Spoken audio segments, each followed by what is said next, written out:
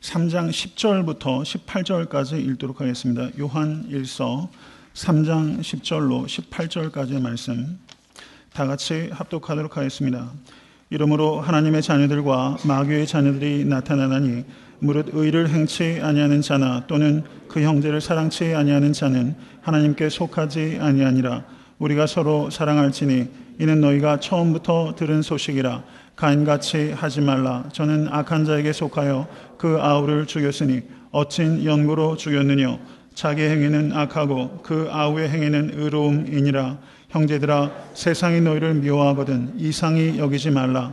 우리가 형제를 사랑함으로 사망에서 옮겨 생명으로 들어간 줄을 알거니와 사랑치 아니하는 자는 사망에 거하느니라.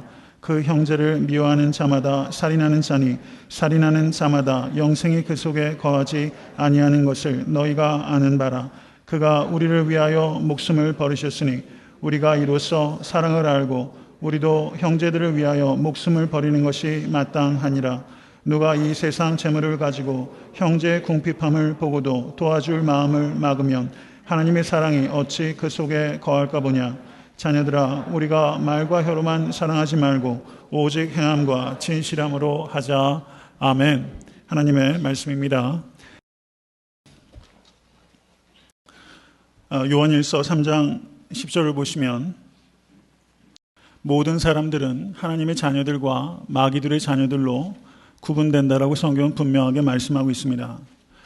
요한일서 3장 1절에서 10절까지를 보시면 사도 요한은 거룩한 삶에 대해서 권면하고 있고 11절부터 24절까지는 사랑의 삶에 대해서 권면하고 있는 것입니다.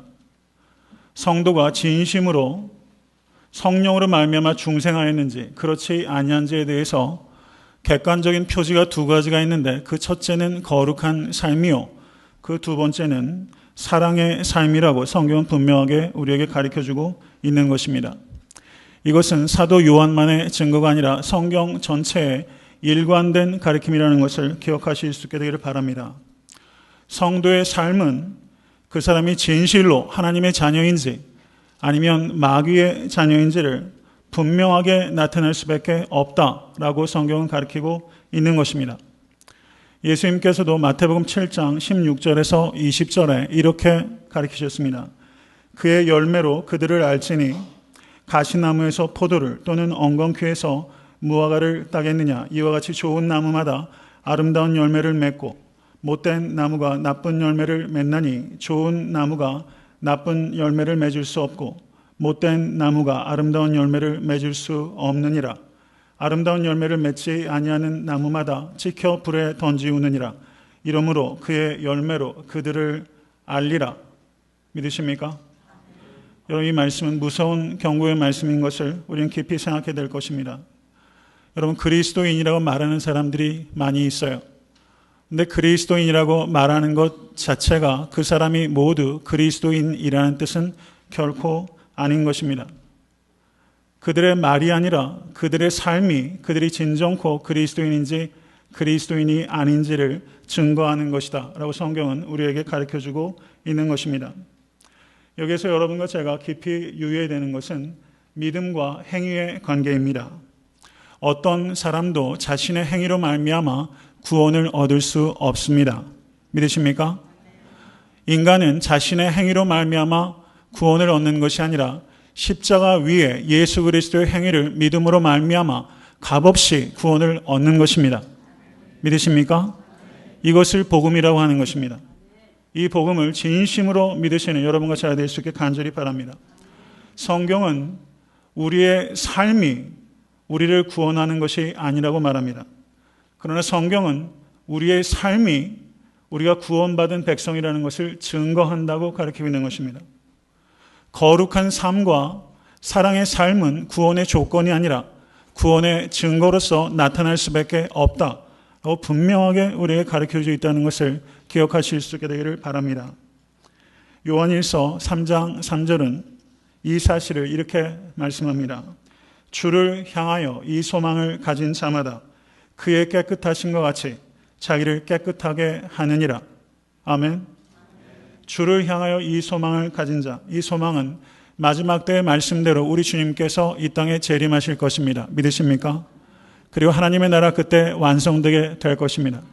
그리고 우리의 육신이 변화돼서 예수 그리스도의 몸과 같이 변화되게 될 것입니다. 이 소망을 가진 자마다 그리스도께서 자기를 깨끗게 하신 것 같이 자기를 깨끗게 하느니라. 이 소망을 가진 자마다 누구든지 예외 없이 자기를 깨끗하게 하는 것이다 라고 성경은 분명하게 우리를 가르치고 있다는 것입니다. 그리고 3장 14절의 말씀은 우리가 형제를 사랑함으로 사망에서 옮겨 생명으로 들어간 줄을 알거니와 사랑치 아니하는 자는 사망에 거하느니라. 여러분 이 말씀의 의미를 깊이 생각하십시오. 우리가 그리스도의 피를 나눠 가진 형제를 사랑하는 것을 보게 되면 그 사람이 사망에서 옮겨 생명으로 들어간 것을 알 수 있다라고 말하는 겁니다. 만약에 교회 안에서 형제 자매를 사랑하지 않는다면 그것은 그 사람이 사망에서 옮겨 생명으로 들어가지 못한 증거라고 말씀은 분명하게 우리에게 가르쳐주고 있다는 사실입니다. 여러분, 형제를 사랑함으로 인해서 구원을 얻을 수 있다는 것을 가리키는 것이 아니라 형제를 사랑하는 것이 그 사람이 구원받은 하나님의 자녀라는 것을 나타내는 증거다라고 가리키고 있다는 것입니다. 여러분, 그러나 어떻습니까? 안타깝게도 많은 교회들 안에 거룩한 삶과 사랑의 삶의 열매가 보이지 않는 명목상의 교인, 사망에서 생명으로 옮기지 못한 아직까지도 어둠 가운데 거하는 명목상의 교인, 중생하지 못한 교인이 교회 안에 많이 있을 수 있다는 것을 여러분과 저는 경계할 수 있게 될 간절히 바랍니다. 여러 사랑하는 성도님들의 삶 가운데 구원받은 성도의 증거가 나타나고 있습니까? 이 증거가 나타날 수 있게 되기를 주님의 이름으로 간절히 축원합니다. 10절의 말씀을 보시면 이렇게 말씀합니다. 무릇 의를 행치 아니하는 자나 또는 그 형제를 사랑치 아니하는 자는 하나님께 속하지 아니하느니라. 여기서 두 가지를 말하고 있어요. 첫 번째는 무엇입니까? 의를 행치 아니하는 자, 그 형제를 사랑하지 아니하는 자, 그들은 하나님께 속하지 아니하였다라고 말합니다. 저는 여기에 제 말을 더하고 있는 게 하나도 없어요. 그러면 하나님께 속하지 아니하였다는 것은 누구에게 속했다는 뜻입니까? 마귀에게 속했다는 뜻이에요. 의를 행하지 않고 형제를 사랑하지 아니하는 자는 마귀에게 속한 자라고 성경은 분명하게 무서운 말씀으로 우리에게 경고하고 있는 것입니다.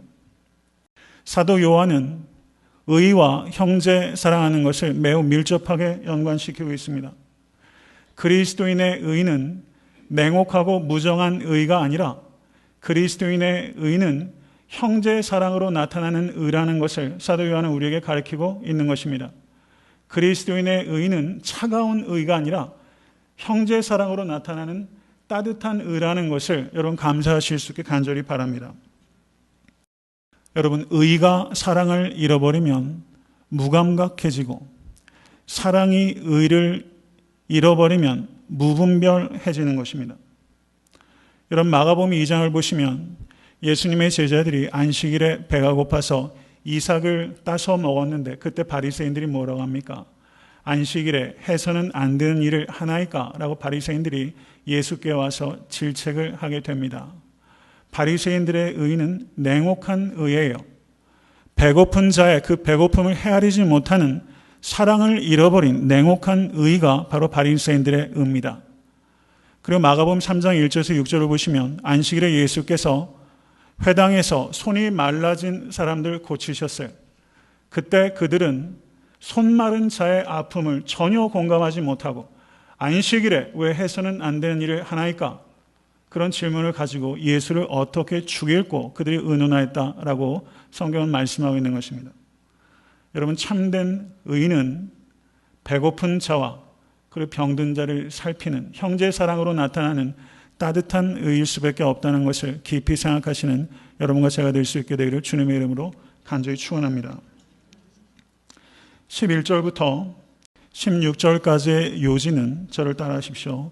가인과 같이 미워하지 말고 그리스도와 같이 사랑하라. 여기에서는 가인과 그리스도를 대조하고 있어요. 가인은 미워하는 사람입니다. 마귀의 자녀의 특징은 미워하는 거예요. 그리스도의 자녀의 특징은 사랑하는 것으로 나타난다고 우리에게 분명하게 말씀하고 있는 것입니다. 가인은 의인인 아벨을 미워하여 그의 목숨을 빼앗았고, 그리스도께서는 죄인인 우리를 사랑하셔서 그의 목숨을 버리셨습니다. 미움이 절정에 도착하게 되면 살인하게 되는 것이고, 사랑이 절정에 도달하게 되면 자기 목숨을 내어주게 되는 것입니다. 그러므로 하나님의 자녀는 가인의 길을 걸어가는 사람이 아니라 그리스도의 길을 걸어가는 사람이고, 그리고 그 사랑을 자기 희생을 통해서 나타내는 것이다 라고 성경은 우리에게 가르쳐주고 있는 것입니다. 16절의 말씀을 보시기 바랍니다. 그가 우리를 위하여 목숨을 버리셨으니 우리가 이로써 사랑을 알고 우리도 형제들을 위하여 목숨을 버리는 것이 마땅하니라. 여러분 믿으세요? 여러분 성경 말씀을 읽으면서요, 모디파이 하지 마세요. 성경 말씀을요, 있는 대로 받아들이세요. 이 말씀 하나하나가 얼마나 레디컬한지 몰라요. 여러분 깊이 생각하시고 아멘으로 진심으로 화답하실 수 있게 간절히 바랍니다. 여러분 형제 사랑한다는 것은 결국은 무엇입니까? 다른 형제를 위해서 목숨을 내어놓는 것을 당연하게 여기는 것이라고 말씀하고 있는 것입니다. 사랑은 무엇입니까? 그것은 그리스도께서 십자가 위에서 보여주신 것이고, 우리는 그 십자가를 통해서 사랑을 알게 되었다라고 성경은 우리에게 말씀합니다. 여러분 사랑은 감정이 아니라 자기를 희생하는 행위라는 것을 받아들이실 수 있기를 간절히 바랍니다. 갈라디아서 5장 6절을 보시면 사도 바울이 이렇게 말씀합니다. 그리스도 예수 안에서 할례나 무할례가 효력이 없되 사랑으로서 역사하는 믿음뿐이니라. 그리스도 예수 안에서 할례나 무할례가 효력이 없되 사랑으로서 역사하는 믿음뿐이니라. 여러분 한 저명한 성경학자가 바울의 신학이 집대성된 것이 바로 갈라디아서 5장 6절이라고 평가할 정도로 이 5장 6절의 의미는 참으로 지대하다고 말할 수 있습니다. 여러분 빛을 내지 않는 태양을 상상할 수 있습니까? 그런 태양은 존재하지 않아요. 태양은 빛을 냅니다. 여러분 사랑으로 표현되지 않는 믿음은 존재할 수 없다는 것입니다. 저를 한번 따라해 보시기 바랍니다. 사랑으로 역사하는 믿음. 반드시 믿음은 사랑으로 표현될 때 그 믿음이 구원에 이르는 믿음이 되는 것이고, 사랑으로 표현되지 않는 믿음은 구원에 이르지 못한 믿음이라고 성경은 우리에게 말씀하고 있는 것입니다. 여러분 사랑은 믿음의 존재 방식입니다. 사랑으로 이어지지 않는 믿음은 거짓된 믿음이라는 것을 우리는 깊이 깨달아야 됩니다. 예수 그리스도의 십자가의 대속의 은혜로 말미암아 우리는 자유케 되었습니다. 믿으세요? 우리는 자유케 되었어요. 여러분 그리스도인은 자유한 사람입니다. 그런데 그리스도인의 자유는 두 가지로 우리가 표현할 수 있어요. 하나는 freedom from sin, 죄로부터의 자유입니다. 우린 죄로부터 자유케 되었습니다. 할렐루야. 여러분 믿으세요? 우린 죄로부터 자유케 되었기 때문에 사망에서부터 자유케 되었고 생명을 얻게 된 것입니다. 하나님은 생명이십니다. 우리의 자유는 죄로부터의 자유, sin, freedom from sin, 소극적인 자유라고 말한다면 두 번째 자유의 차원은 사랑으로의 자유입니다. freedom for love. 우린 사랑으로의 자유입니다. 그리스도께서 여러분과 저를 자유케 하신 것은 우리를 사랑으로 자유케 하시기 위한 것입니다.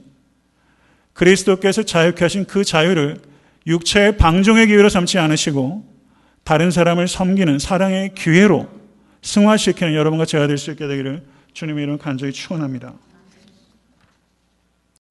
여러분 세상 사람들은 사랑을 무엇을 통해서 배웁니까? 여러분 셰익스피어를 통해서 사랑을 배웁니까? 아니면 프랑스의 앙드레 지드라는 작가가 쓴 좁은 문 혹은 젊은 베르트레의 슬픔, 여러분 그런 책들을 우리가 중고등학교 때 혹은 대학교 때 많이 읽으셨을 거예요. 밤새도록 읽으신 분들도 있으실 거예요. 그런 세상의 소설이나 시를 통해서 우리는 사랑의 한 파편을 배우기도 합니다. 그러나 오늘 성경은 우리에게 참된 사랑은 오직 그리스도의 십자가를 통해서 알게 된다고 말하는 것입니다. 믿으십니까? 여러분 그리스도의 십자가를 통해서 사랑을 배우실 수 있게 간절히 바랍니다. 이 사랑은 인간의 지식으로 다 헤아릴 수 없는 사랑입니다. 너무나 크고 너무나 넓고 너무나 깊고 그리고 끝까지 해주시는 사랑이기 때문에 인간의 지식을 초월하는 사랑, 여러분 그리스도의 십자가에서 여러분 이 사랑을 깨달으실 수 있게 간절히 축원합니다. 평생 알아가도 다 알 수 없는 그리스도의 사랑. 여러분 우리가 예수 그리스도를 믿음으로 말미암아 구원을 얻고 영생을 누리고 우리가 눈으로 우리 주님을 보게 될 거예요. 영원토록 주님과 같이 거하게 될 겁니다. 영원토록 우리는 그리스도의 사랑을 알아가게 될 것입니다. 믿으십니까? 여러분 그리스도의 사랑을 알고 체험하는 사람은 그 사랑을 우리의 삶 속에서 실천하고 싶어 해요. 내가 너희를 사랑한 것 같이 너희도 서로 사랑하라. 여러분 우리가 어떻게 그리스도처럼 사랑할 수 있겠어요? 그런데 정말 예수 그리스도 십자가의 사랑을 깨달으면 그리고 그 사랑을 경험하면 나도 그리스도처럼 사랑하고 싶어지고 그리고 주님께 의지하는 만큼 그 사랑을 실천할 수 있게 되는 것입니다. 여러분 예수 그리스도의 십자가를 통하여 참된 사랑이 존재한다는 것을 믿으시고 그 사랑에 헌신하실 수 있는 여러분과 제가 될 수 있게 되기를 간절히 바랍니다. 17절에서 18절의 말씀을 한번 보시기 바랍니다. 목숨을 버리는 것이 마땅하다라고 엄청난 말씀을 우리에게 주셨어요. 사랑이 무엇인지에 대해서 일반적인 말씀을 우리에게 주셨어요. 그리고 17절, 18절은 그 사랑을 우리의 삶 가운데 어떻게 실제적으로 실천할 수 있을까 하는 부분을 우리에게 가르쳐주고 계시는 부분이라고 볼 수 있습니다. 17절에서 18절의 말씀 다 같이 읽겠습니다.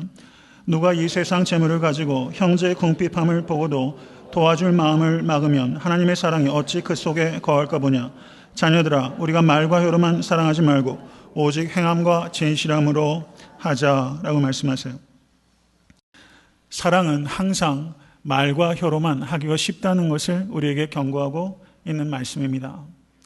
여러분 영국의 마틴 로이드 존스 목사님 잘 아시죠? 저는 성도님들께서 그분의 책을 좀 즐겨 읽으시면 참 좋겠어요. 그분이 한때 같이 동역했던 목회자 중에 이런 분이 계셨나 봐요.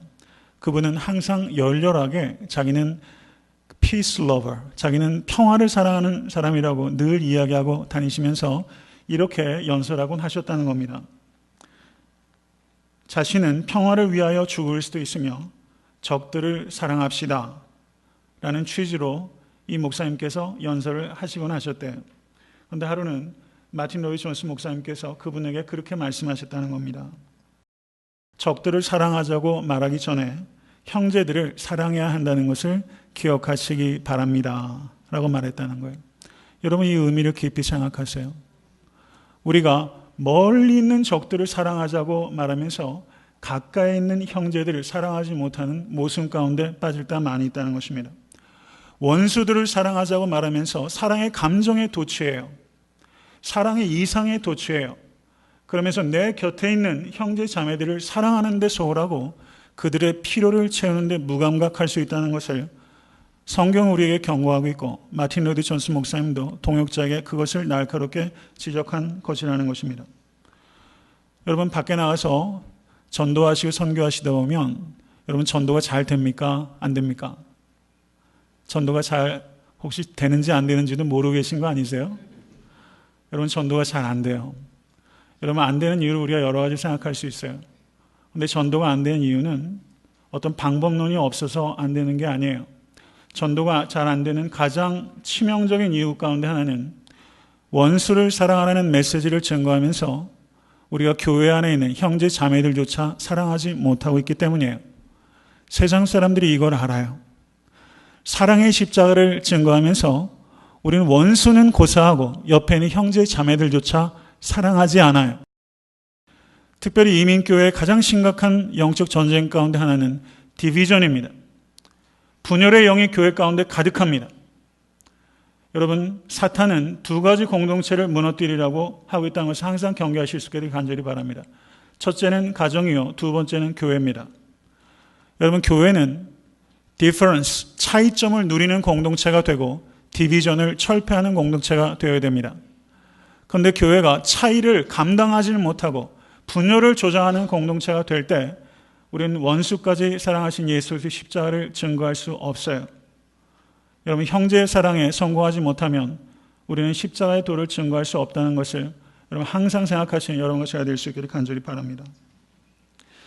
2세기 말에 한 이교도가 한 말입니다. 2세기 말에요. 벌써 1800년보다 더 전에 있었던 일입니다.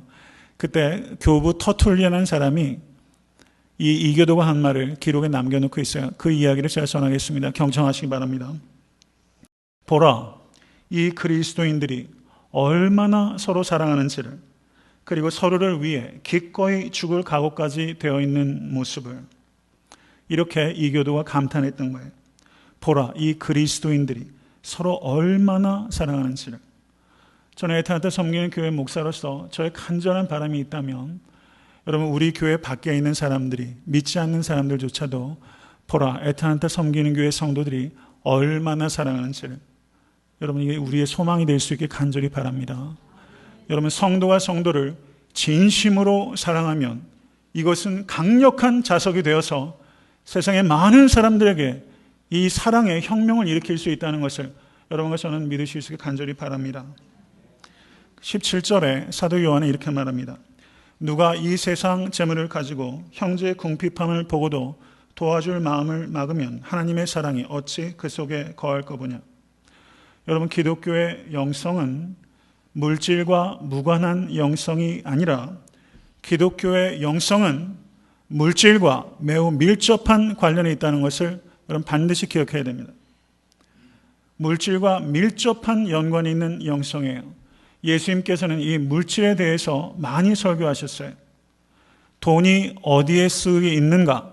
그것이 바로 여러분과 저의 영성의 현 주소를 나타내는 것이라는 것을 기억하실 수 있길 간절히 바랍니다. 형제를 사랑해서 자기의 목숨도 기꺼이 내놓아야 된다는 것을 우리가 동의한다면 그 형제 사랑은 형제의 궁핍을 채워주는 것으로 반드시 표현되어야 된다고 사도 요한은 우리에게 말씀하고 있는 것입니다. 여러분, 그리스도인은 물질의 주인이 아니라 물질의 청지기임을 받아들이시겠습니까? 여러분, 정말 믿음이 있는 분만 대답하세요. 여러분, 그리스도인들은 물질의 주인이 아니라 물질의 청지기임을 받아들이시겠습니까?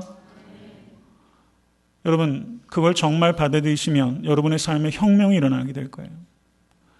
내가 정말 물질의 주인이 내가 아니라 물질의 주인은 하나님이시고 나는 위탁받은 청지기라는 것을 여러분 정말 믿으신다면 여러분의 삶엔 혁명이 일어나요. 에탄한테 섬기는 교회는 놀라운 혁명이 일어나게 될 수밖에 없습니다. 예수님께서 마태복음 25장 40절에 지극히 작은 자에게 한 것이 나에게 한 것이니라. 여러분, 저는 이 말씀이 얼마나 좋은지 몰라요. 지극히 작은 자에게 한 것이 나에게 한 것이니라.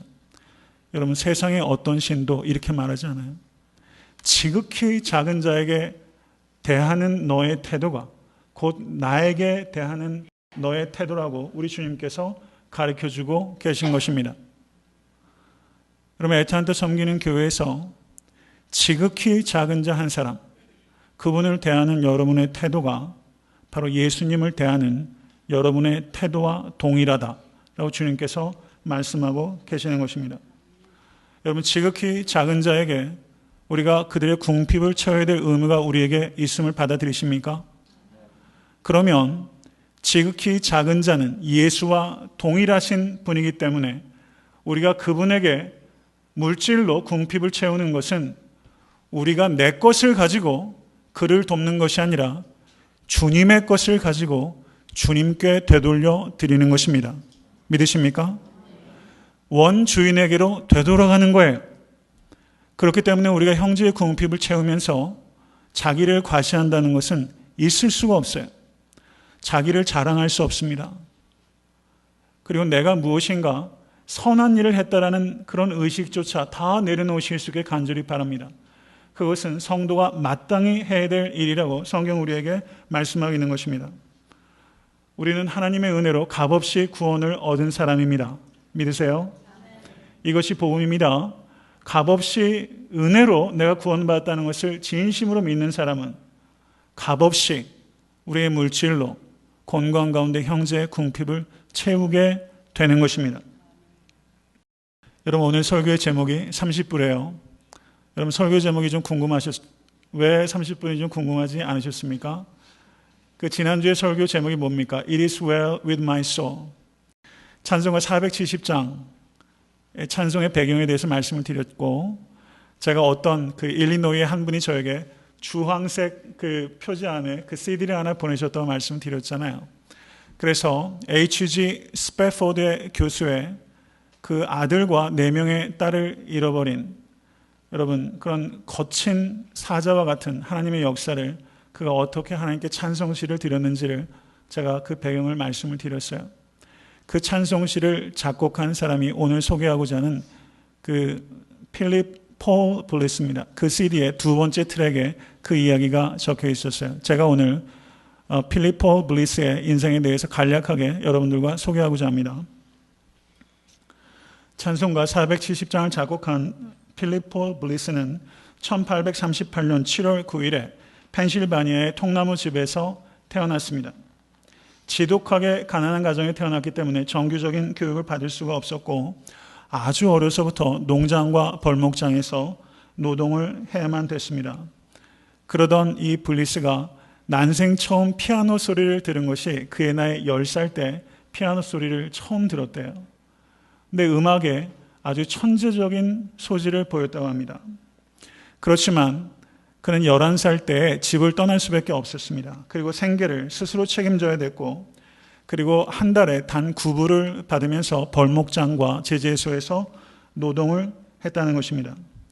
그리고 1859년에 18살의 소녀 루시 영과 만나서 하나님 안에서 아름다운 가정을 이루었고 행복한 가정생활을 시작했다는 것입니다. 그리고 장인의 농장에서 일을 하면서 한 달에 13불의 월급을 받으면서 살았습니다. 그렇게 정규적인 교육을 전혀 받지 못하고 살아오고 있었던 이 블리스에게 뉴욕에서 6주간 음악 특강이 있다라는 소식이 전해지게 됩니다. 그런데 음악 특강에 참여하기 위해서 그 수강료가 30불이었어요. 그런데 한 달에 가정을 이룬 이 가장이 13불밖에 벌지 못하고 있었기 때문에 30불이라는 목돈이 없었습니다. 그래서 너무나 낙심하고 있던 차에 루시 영, 자신의 아내의 할머니 엘렌이 몇 년 동안 양말 속에 보관해왔던 그 동전들을 다 털어서 손녀 사이에게 30불을 건네주게 된 거예요. 그래서 그 돈을 가지고 6주간의 음악 특강을 받게 되었고, 이것이 블리스가 음악을 통해서 하나님께 헌신하고, 그리고 음악을 통해서 당대 그리스도인들과 후대 그리스도인들을 감동시키는 위대한 찬양시와 위대한 찬양곡을 짓게 되는 결정적인 터닝 포인트가 되었다고 그렇게 기록하고 있습니다. 이 블리스의 회고를 편집하고 블리스의 최측근에서 블리스와 동역했던 부흥사가 데니엘 웹스터 윗들이라는 사람입니다. 이 사람이 이런 말을 기록했어요. 경청하시기 바랍니다. 엘렌에게 전 세계가 감사해야 할 것입니다. 이렇게 말했어요. 30불을 양말에 모았던 동전들을 모아서 이 블리스에게 전달해 줌으로 말미암아 블리스를 통해서 수많은 사람들이 위로를 얻고 하나님께 영광을 올렸기 때문에 전 세계가 엘렌에게 감사해야 할 것입니다. 블리스는 신실한 그리스도인이었고 솔직하고 정직하고 순수했으며 그리고 위트와 유머가 풍부했고 자상하고 친절한 사람이었고 자기가 찬양을 부를 때는 눈물을 쏟으면서 찬양했고 진심을 담아서 간증하면 심지어 교도소의 죄수들도 예수께로 돌아왔다는 거예요. 그런데 시카고의 D.L. 무디 목사님께서 이 블리스를 눈여겨보시다가 블리스를 여러 차례 강권하고 설득해서 D.L. 무디 목사님 그 부흥 집회에 그 동역 팀이 되어서 찬양을 인도하는데 이 블리스와 그리고 루시 영이 같이 더불어 동역하게 된 것입니다. 그러던 차에 그 무디 목사님 심우하시는 교회에 집사했던 H.G. 스패포드 교수가 470장 It is well with my soul 그 찬송시를 가지고 블리스에게 작곡을 의뢰했고 이 블리스가 내 평생의 가는 길을 작곡해서 1876년에 시카고에서 자신이 직접 찬양을 해서 그곳에 있던 모든 회중들과 그리고 수많은 그리스도인들에게 애창이 되는 위대한 찬송곡이 되었던 것입니다. 그런데 여러분, 이 블리스에게 정말 기가 막힌 일이 내 평생의 가는 길을 작곡한 그 해 겨울에 벌어지게 됩니다. 그 해 1876년 12월 25일에 블리스가 직접 크리스마스 트리 나무를 잘라서 아이들과 더불어 크리스마스 트리를 장식하고 평생에 가장 즐겁고 행복한 성탄을 보냈다는 것입니다. 그런데 시카고에서 무디 목사님 인도하시는 부흥 집회가 있었기 때문에 자신의 아내 루시 영과 함께 그 부흥 집회에 가게 되었습니다. 그래서 자신의 자녀들은 처갓집에 맡기게 되고 퍼시픽 익스프레소라는 기차를 타고서 이동하던 중에 12월 29일 밤 8시에 오하이오의 철교를 통과할 때 그 철교의 버팀목이 부러지면서 철교가 무너지게 되었고 블리스 내외가 타고 있던 그 철교가 70피트 아래 얼어붙은 강바닥으로 추락하게 되었습니다. 그리고 강으로 추락하면서 기차의 출구 쪽에 있던 난로가 넘어졌고 난로의 기름으로 인해서 기차는 완전히 삽시간에 화염에 휩싸이게 되었던 것입니다. 그런데 그 과정에 이 블리스가 기차 유리창, 깨진 유리창을 통해서 바깥으로 탈출할 수가 있었는데 나오고 보니까 자기가 사랑했던 루시 영이 보이지 않아서 블리스가 다시 그 기차 안으로 들어갔더니 자신의 사랑하는 아내가 이그러진 쇠 의자 사이에 몸이 끼어서 도저히 나을 수가 없는 상황이었고 그 상황에서 블리스 역시 화염에 휩싸여서 아내 곁에서 같이 하나님의 부르심을 받았다는 것입니다. 이 사고를 통해서 160명의 승객 중에서 무려 92명이 죽게 되는 안타까운 참사였습니다. 이 내용들은 그 자리에서 생존한 제이 보첼이라는 사람의 증언을 통해서 제가 마지막 상황을 간략하게 재구성을 한 것입니다. 구조팀이 현장에 도착해서 강바닥까지 샅샅이 3일을 뒤졌는데 이 블리스와 그 아내 루시 영의 시신은 끝내 수습할 수가 없었다는 것입니다. 그런데 며칠이 지나서 이 블리스 내외가 가지고 있었던 트렁크가 D.L. 무디 목사님께로 도착을 하게 된 거예요. 그 트렁크를 열어봤더니 거기에 찬송시가 하나 있었는데 그것이 우리가 오늘 마지막에 부르게 될 찬양입니다. 찬송가 35장 속죄하신 구세주를. 속죄하신 구세주를. 이것이 블리스가 마지막으로 남긴 찬송시였어요. 그리고 그 찬송시가 곡조가 붙게 되는 것은 블리스 후임으로 사역했던 제이 맥라나한 이라는 사람이 곡을 붙여서 1878년에 무디 교회에서 처음으로 이 찬양이 하나님께 드려지게 된 것입니다. 이 블리스가 찬양한 찬양곡들이 우리 찬송가에는 10곡 정도가 기록되어 있습니다. 그것은 할렐루야 우리 예수 부활 승천하셨네. 여러분 찬송가 159장이 블리스가 작시 작곡한 찬양이고 185장 내 너를 위하여 35장 속죄하신 구세주 95장 온 세상이 어두워 깜깜하나 201장 주의 확실한 약속의 말씀 듣고 235장 달고 오묘한 그 말씀 241장 하나님 아버지 주신 책은 257장 276장 하나님의 진리 등대 376장 그리고 470장 It is well with my soul 이것들이 거의 대부분 블리스가 작시 작곡한 것이고 경우에 따라서는 블리스가 작시만 하거나 작곡만 한 찬양도 있는 것입니다. 블리스가 이렇게 아내와 함께 하나님의 부르심을 받았을 때가 블리스의 나이 고작 38살 때였어요. 너무 애석한 나이에 하나님께서 블리스를 부르셨어요. 스패포드 교수가 모든 자녀들을 잃고 전 재산을 잃어버리는, 여러분, 그와 같은 하마와 같이 레비아탄 같이 우리를 덮치는 그런 고난 가운데서 It is well with my soul을 작시했는데, 그것을 작곡한 블리스는 그 해에 추락한 기차 속에서 아내와 같이 죽임을 당한 거예요. 여러분, 때로는 하나님께서 이렇게 거친 지혜로 우리를 이끄신다는 것을 우리는 스패포드와 그리고 블리스의 삶을 통해서 받아들이고, 그럼에도 불구하고 하나님은 찬양 받으셔야 되는 선하신 하나님이심을 여러분과 제가 고백할 수 있게 주님을 간절히 축원합니다. 여러분, 데니엘 웹스터 위트리, 이 동역자가 이 블리스라는 38살밖에 되지 않는 이 사람을 보내면서 페어웰 메시지를 이렇게 말하고 있는 거예요. 저에게 CD를 보내주신 그분이 전 누군지 전혀 몰라요. 그분이 이 데니엘 웹스터 위트리 그 쓴 회고록의 일부를 영어로 된 것을 이분이 자신이 번역했다고 그 CD에서 말씀하고 계시더라고요. 그 중에서 일부를 제가 발췌해서 말씀드리겠습니다. 경청하시기 바랍니다. 잘 가게 사랑하는 형제요, 친구요, 주를 위한 진정한 동역자요. 그대가 없이 가는 우리의 길은 이제 자주 외롭겠지. 우리의 사랑을 표현할 꽃 한 송이를 갖다 놓을 자리도 없다네.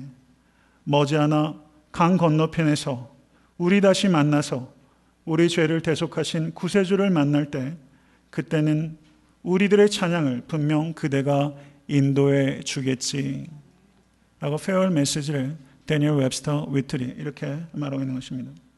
저는 이 이야기를 들으면서 마음에 크게 감동이 되었어요. 저는 우리가 살고 있는 이 땅 위에 이렇게 앞서간 이 스패포드와 블리스와 같은 그리고 수많은 그리스도인들이 이렇게 마지막 순간까지 여러분 하나님을 사랑하고 진심을 담아서 이 땅에서 하나님의 나라를 확장했던 그 그리스도인들, 그 모두에게 여러분 감사와 경의를 표하고 싶습니다. 여러분, 저는 이 말씀을 들으면서 30불의 마음을 뺏겼어요. 엘렌이 양말 주머니에 몇 년 동안 모았을 그 동전들. 엘렌은 부유한 여인은 아니었죠. 그런데 30불을 몇 년 동안 모아야 될 정도로 가난한 사람이었어요. 그 30불은요, 향유 옥합 300데나리온의 향유와 같은 돈이죠. 그것을 아낌없이 자신의 손녀 사위에게 주었고 6주간의 특강을 들음으로 말미암아 블리스의 인생의 터닝 포인트가 됐다는 거예요.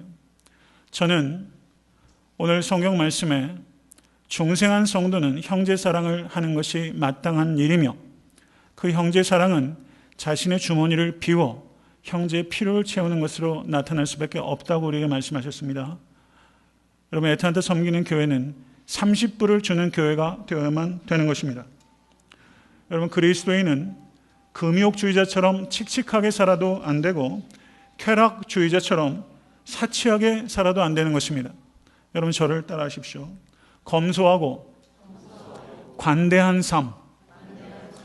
여러분, 그리스도인의 삶은 반드시 검소해야 합니다. 그리고 검소하게 삶으로 말미암아 모은 돈으로 관대하게 사는 삶을 살아가야 되는 것이 그리스도인의 삶이에요. 진실로 부자는 소유에 있는 것이 아니라 나눔에 있는 것을 받아들이시는 여러분과 제가 될 수 있게 간절히 바랍니다. 여러분, 그 유대인들이 경건에 힘쓸 때 경건을 특별히 세 가지를 중요하게 생각했어요. 금식과 기도와 구제입니다.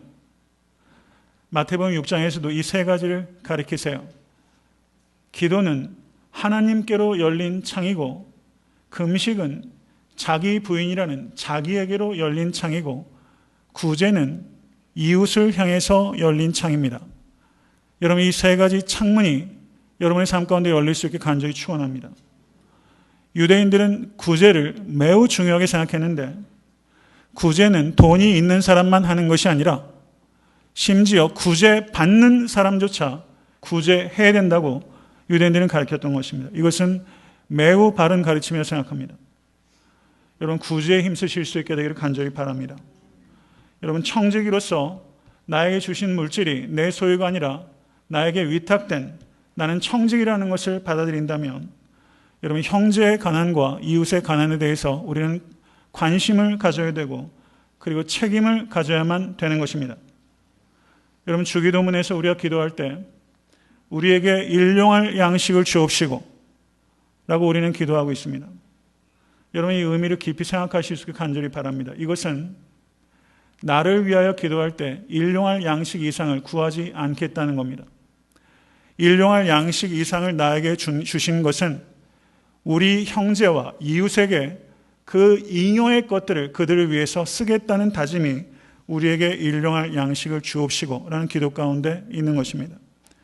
우리에게 일용할 양식을 주옵시고 라고 기도하시면서 형제의 궁핍한 배를 채우기 위해서 내 물질을 하나도 내어놓지 못한다는 것은 우리에게 일용할 양식을 주옵시고 라는 그 기도를 정면으로 반대되는 삶을 살아가고 있는 것입니다.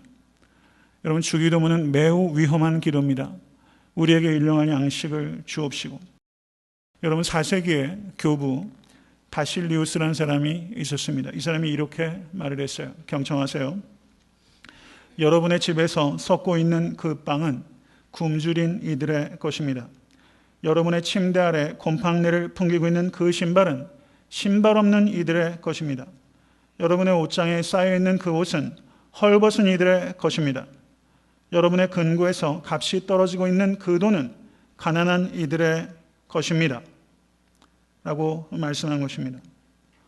여러분, 우리가 쌓아두고 있는 양식은 우리 것이 아니라 형제와 이웃들의 것이라는 것을 성경 우리에게 말씀하고 있는 것입니다. 나눔으로 이어지지 않는 개인의 부와 나눔으로 이어지지 않는 교회의 외적인 성장은 부러움의 대상이 아니라 부끄러움의 대상이 되는 것입니다. 저네이트한테 섬기는 교회가 외적으로 성장하기를 원합니다. 그런데 성장 자체가 목적이 아니라 그 성장은 나누기 위한 것이고, 특별히 에트나한테 섬기는 교회는 버겁도록 나누기 위하여 힘쓰는 교회가 되어야 될 줄로 믿습니다. 여러분, 에트나한테 섬기는 교회가 내일 과테말라 선교를 가게 돼요. 그리고 현지에 이미 교회가 하나 완공이 되었고 유치원 하나를 1년 동안 지원할 경비들을 이미 다 보낸 상태입니다. 저는 성도님들께서 헌신해 주신 모든 헌금들이 그렇게 쓰임받게 된 것을 너무나 감사합니다.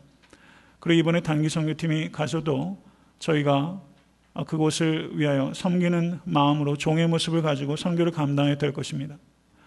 여러분, 우리에게 주어진 섬김의 기회를 위하여 우리가 생색내게 하는 것이 아니라 정말 십자가를 감당하는 마음으로 선교하고 구제할 수 있는 여러분과 제가 될 수 있게 간절히 바랍니다. 말씀을 맺고자 합니다. 에베소서 4장 28절을 보시면 이렇게 말씀합니다. 도적질하는 자는 다시 도적질하지 말고 빈궁한 자에게 구제할 것이 있기 위하여 제 손으로 수고하여 선한 일을 하라 라고 말씀했어요. 도적질하는 자는 다시 도적질하지 말며, 여러분, 에베소 교회 교인들 가운데서는 전직 도선생들이 많이 있었던 것 같아요. 여러분, 헬라의 도시에는 이 도둑놈들이 되게 많았대요. 특별히 목욕탕에서 이렇게 손버릇이 안 좋은 사람들이 많이 있었던가 봐요. 목욕탕과 부둣가에서 이 도둑질이 빈번했습니다. 그런 사람들이 에베소 교회 교인들이 된 거예요. 그런데 사도 바울이 뭐라 말합니까? 도적질하는 자는 다시 도적질하지 말고 빈궁한 자에게 구제할 것이 있기 위하여 제 손으로 수고하여 선한 일을 하라. 도적질하는 사람은 뭐 하는 사람이에요? 남의 것을 스틸링 하는 사람이에요. 그런데 그런 사람들에게 예수 그리스도가 들어가면 스틸링 하는 것이 아니라 쉐어링 할 수 있게 되는 것입니다.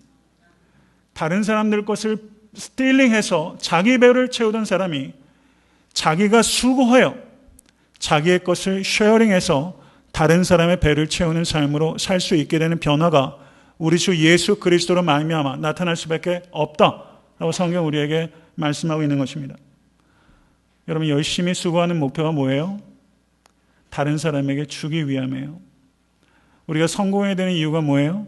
다른 사람에게 주기 위함이에요. 교회가 부흥해야 되는 이유가 뭐예요? 여러분, 이 땅에 나누기 위한 것입니다. 여러분, 그 일을 위하여 우리는 구체적이어야 될 필요가 있고 지속적이어야 될 필요가 있고, 그리고 사력 있게 돕는 성도와 교회가 되어야만 되는 것입니다. 여러분, 30불의 기적을 한번 여러분의 삶 가운데서 경험하고 싶지 않습니까? 앨런에게 전 세계가 감사해야 될 것이다. 저는 여러분들이 헌신한 그 30불이 누군가의 삶을 일으키고 그리고 많은 사람들의 감동을 일으키는 여러분 그런 30불을 준비하시고 그 일을 실천하시는 여러분과 제가 될 수 있게 되기를 주님의 이름으로 간절히 축원합니다. 주신 말씀 생각하면서 기도하겠습니다.